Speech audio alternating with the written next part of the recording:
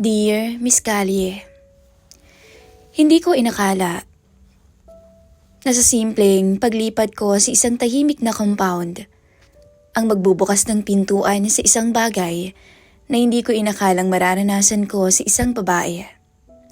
At ang matindi, sa babaeng may asawa pa. Itago niyo na lang po ako sa pangalang Ellie. 23 taong gulang, working student. Sa umaga nasa eskwela ako. Sa gabi naman, service crew sa isang maliit na fast food sa bayan. Lagi akong pagod, pero ganun talaga pag may pangarap. Bagong lipat lang ako noon. Maliit ang inuupahan kong kwarto. Katapat ng bahay ng isang mag-asawa.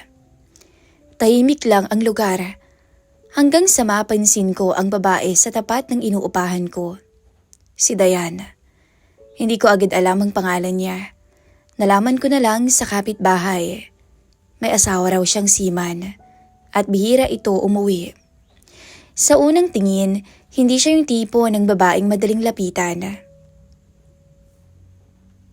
Mukha siyang suplada, pero maganda at nakakaakit ang hubog ng katawan. Halatang alaga ang sarili. Isang gabi, pauwi ako galing trabaho. Madilim na ang paligid. Sakto namang napansin ko na parang walang ilaw ang katapat na bahay sa compound na yon. Sakto, may hawak ako ng flashlight para ilawan ang bahay sa tapat. Maya-maya, nakita ko si Diana nakatayo sa may gate, hawak ang cellphone. "Kuya," tawag niya. Medyo nagulat pa ako dahil sa lambing ng boses niya. "Pasensya na sa abala ha.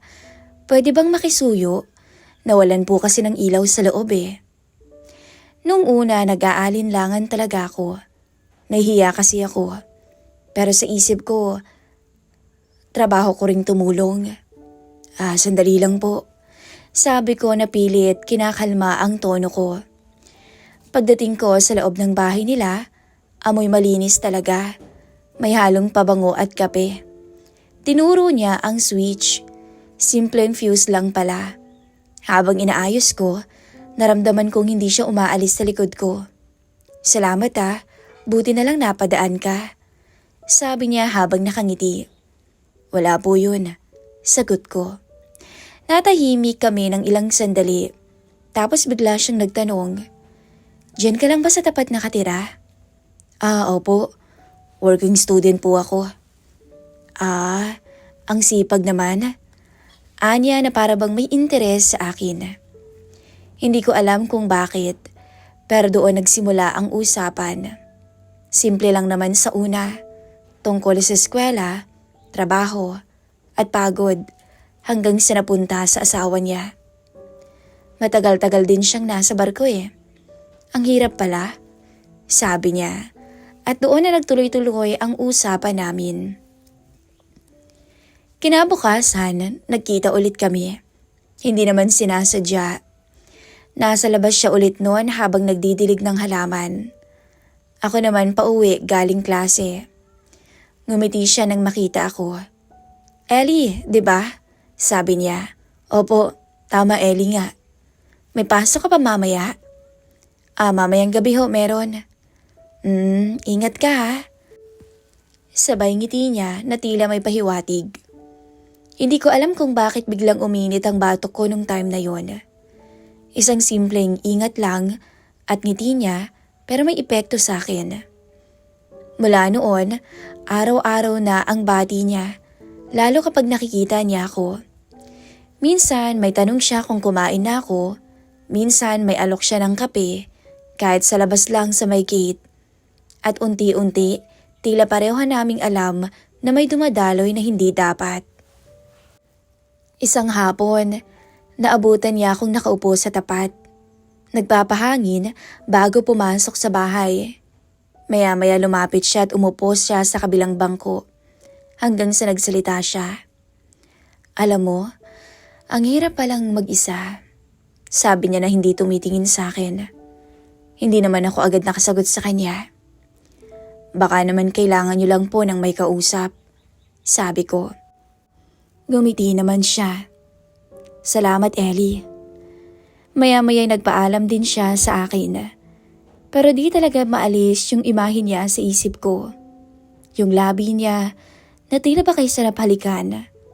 At yung ngiti niya na nakaka-inlove. Kinagabihan, bago ako umalis, kumatok siya sa gate ko. May dala siyang maliit na supot. Sandwich, Ellie. Baunin mo para sa duty mo, sabi niya. Salamat po, Ma'am Dayan. Sagot ko habang nanginginig ang kamay. Nung oras na yon, agad nagtagpo ang mga mata namin. At sa pagkakataong yon, muntik na akong di makapagpigil sa kanya. Buti na lang talaga iniisip ko na may asawa siya. Pero hindi ko akalain na magpapalitan kami ng numero ng gabing yon. Kaya kinabukasan, nakatanggap ako ng text galing sa kanya. Ellie, daan ka dito sa bahay mamaya ha? Hindi ko agad siya sinagot nang mabasa ko yon. Alam ko ang ibig sabihin nun. Isa pa, nag-aalangan ako kahit gusto ko dahil alam kong bawal. Pero sa huli, hindi ako tumagon sa text niya.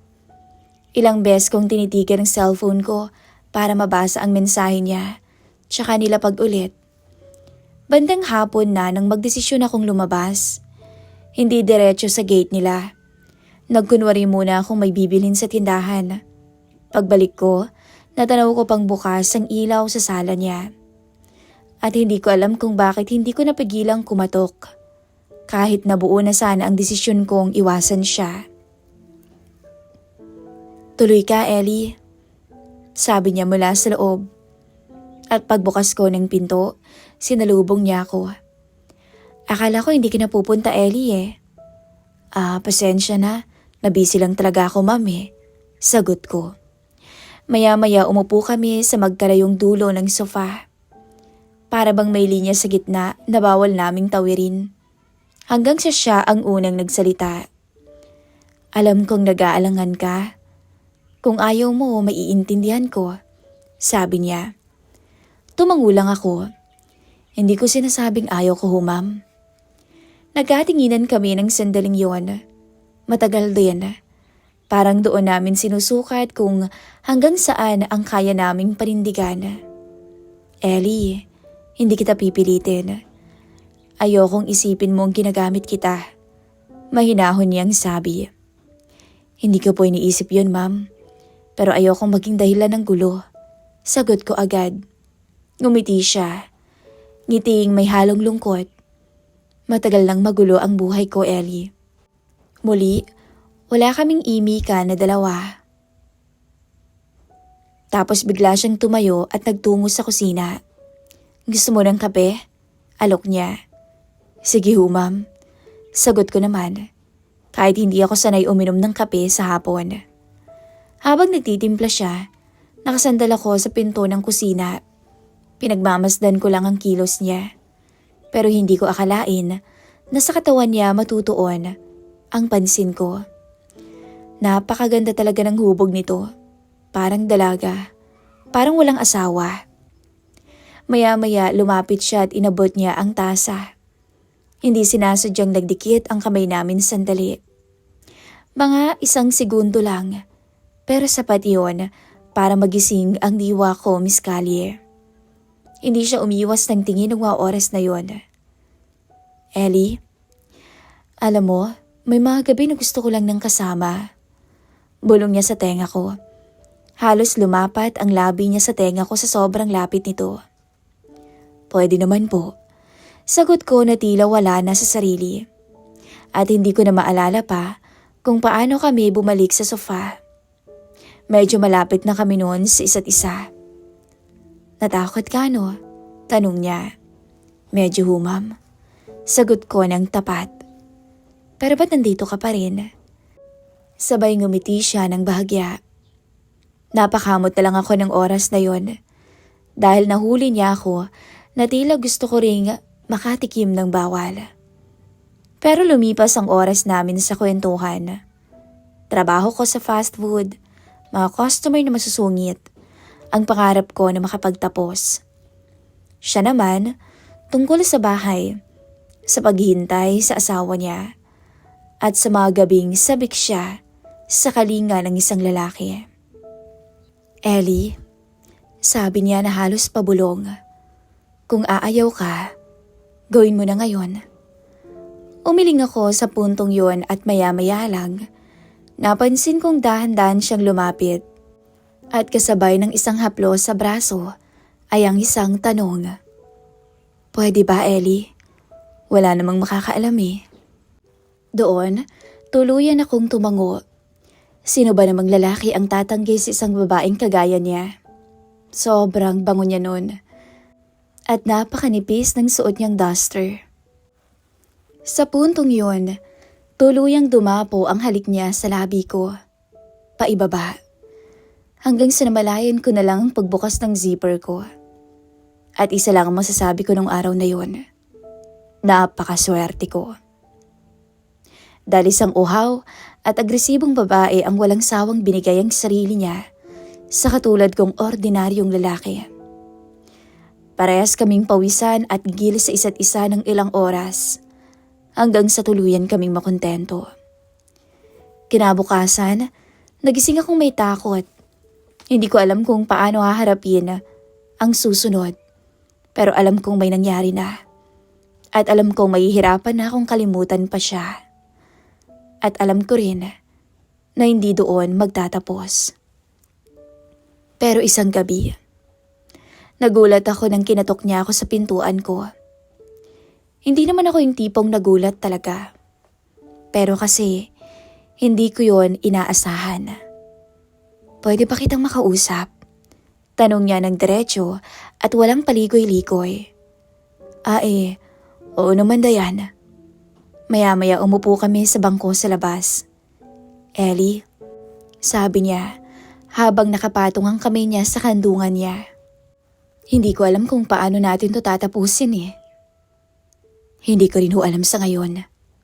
Ayokong masaktan ka, Ellie. Hindi naman, ma'am. Alam ko naman pong hindi pang matagalan tong ganito eh. Tumingin siya sa akin.